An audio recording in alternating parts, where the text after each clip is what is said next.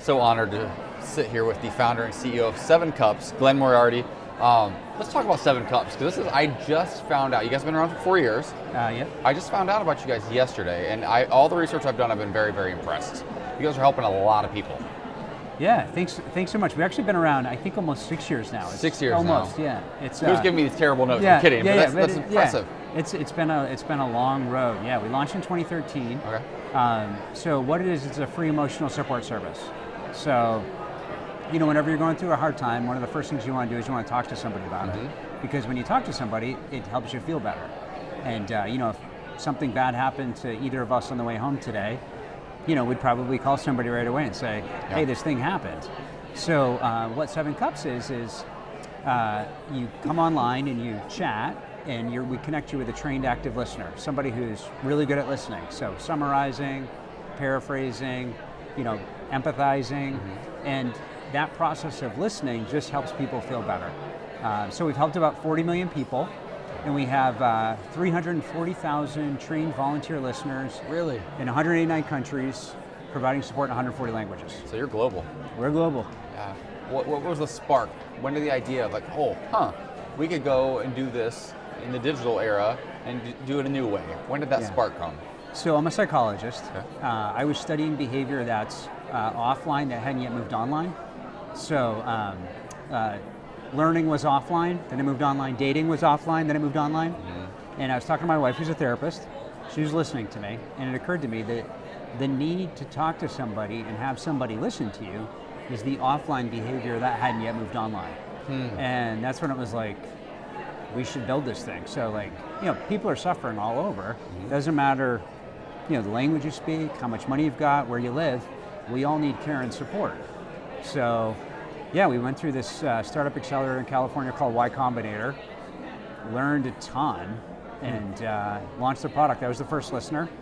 My wife was the second. We were recruiting students to try to provide more listening, and we could never get in front of the demand. And then this guy who was a listener, early listener, said, hey, why don't you put a little sign on the chat that says, one of the best ways to help yourself is to help somebody else. And then from that point forward, just like AA, we had enough people that were getting help sign up to give help. And start paying it forward. We got in front of the demand. Wow.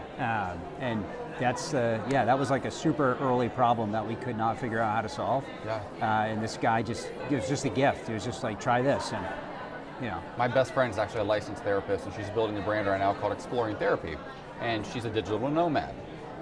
Because what she learned is that I can be a therapist anywhere in the world. Absolutely. So she lives in Portugal half the year, but all of her clients are via her laptop. Yeah. What is it about being able to reach out to somebody and have a conversation, over a phone or a laptop or an iPad that makes it easier for some people to sort of take that step? Because it was the generation before, especially, it was quite a leap. Absolutely. What do you think makes it more accessible to people beyond the fact that the technology is there? Yeah. How does that open them up to have conversations they might not have otherwise had? It's a really good question. So the internet, you're selling your book, but so you think about an internet funnel. So how many people go to your home site? How many people click over here? How many people end up buying? So every step that somebody has to do, you lose people at each step. So for somebody to go to therapy with a licensed clinician in person, there's about 27 steps. Yeah. And the steps are really hard. Like, fill out 20 pages of paperwork, sit in a waiting room, be afraid of being judged. I've had to find a new therapist before. It's a process. It's a huge process. Yeah. And the switching costs, if you don't hit it off with your therapist and you got to go find another one. 27 steps again. 27 steps again. Yeah. So the video Yeah. is, or any kind of online therapy service, is it's just way more convenient because it's like 3 steps. Yeah.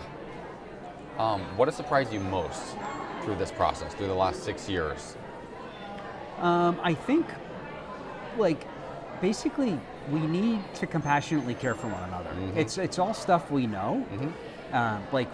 We know we need to connect. We know we need to care, and we want to make it more complicated than that. Yeah. But the simple, we've got these enormous mental health challenges, and we're not going to be able to make enough clinicians, even if they could all do video conferencing. Yeah.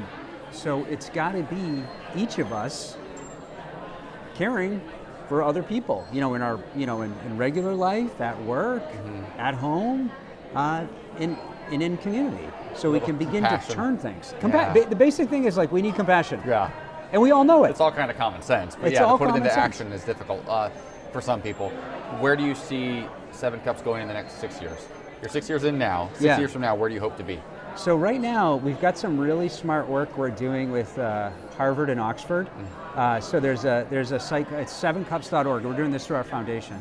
7cups.org/empower. So Vikram Patel, Shikhar Saxena, these really smart folks have basically distilled down the most powerful interventions. And we're gonna train, hopefully, millions of community health workers how to do these very discrete interventions to really help people. So I'm really excited about that.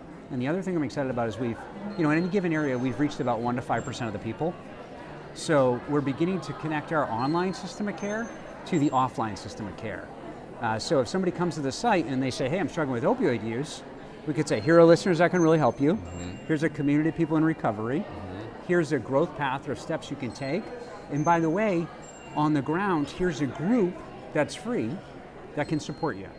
And maybe here's a provider that can also help you. I lost a cousin to opioid addiction a couple of years ago. Sorry. And it's prevalent where I'm from in Ohio, the Midwest especially.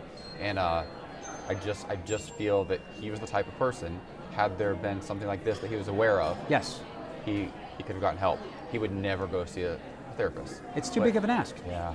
And it's just the nudges. Like it's just like, hey, checking in on you, right? That can be a difference. You got somebody checking in on you. Yeah. You know somebody's thinking about you, and it's small. Yeah, Dr. Sanjay Gupta was talking about Kevin Hines earlier, the man who jumped from the Golden Gate Bridge, and said if just one person smiled at him on the way there, it was a 2-hour travel time. Yeah. And he said nobody did. And it's that little thing, a hello can be a lifesaver. That's absolutely right, and that's what we need to kind of tell people. Is like, look, you don't need to do an enormous intervention. Yeah. You don't need to. It's smile. Check in and listen. Check in and listen. Awesome. Well, I'm excited to know more about your organization. Is it 7cups.org? 7cups.org is the foundation. Yep. The site itself, the service is 7cups.com. The number 7 on both. Perfect. Thank you so much, Glenn. Thanks.